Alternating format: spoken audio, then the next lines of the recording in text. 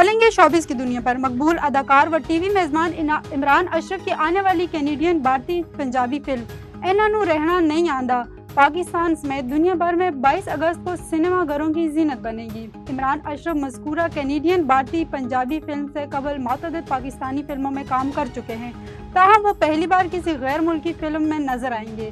Film की ज़्यादातर cast Canadian भारतीय अदाकारों ने की, ताहम इसमें दीगर पाकिस्तानी पंजाबी अदाकार भी नजर आएंगे। इन्हां नूं रहना सहना नहीं आंदा में इमरान अशरफ मरकजी किरदार अदा करेंगे।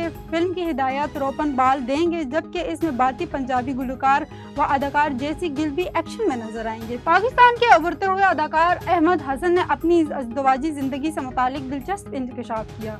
अहमद हसन और नौशीन अहमद हसन पाकिस्तानी ड्रामा इंडस्ट्री के मारूफ अदाकार हैं जो गुज़श्ता 12 साल से खुशगवार ज़िंदगी गुजार रहे हैं।